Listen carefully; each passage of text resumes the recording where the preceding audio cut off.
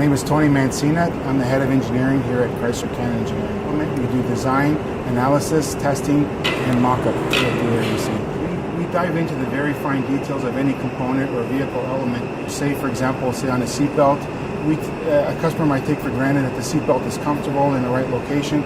We get into those specific items, such as where's the location of the seatbelt supposed to be, how does it meet regulatory requirements, things of that nature. The way we test components or subsystems, as we like to call them, is that we develop severe tests.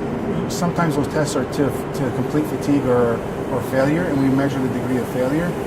And when we talk about failure, it's never to an extent where the customer would experience, but it helps us measure that degree of failure.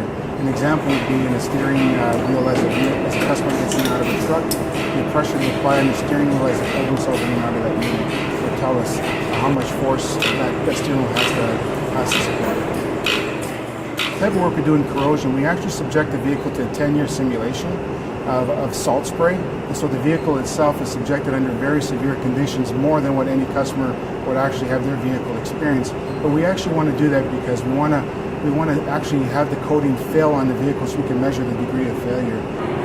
The type of activity we conduct in our recyclability lab, it involves tearing down a vehicle which typically has just over 2,000 components on it. So the importance of that is we have to determine from a recyclability content, how long does it take to tear down that component.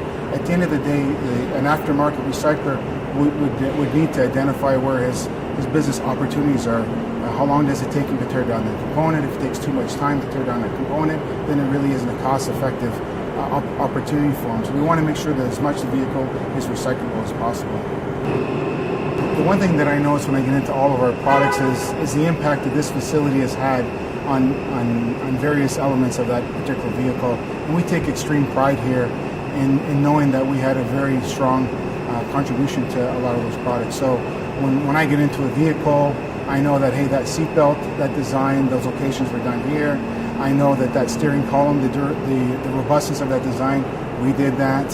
So it gives you a real sense of pride, and I think it's a real accomplishment for the engineers and the technicians in this facility.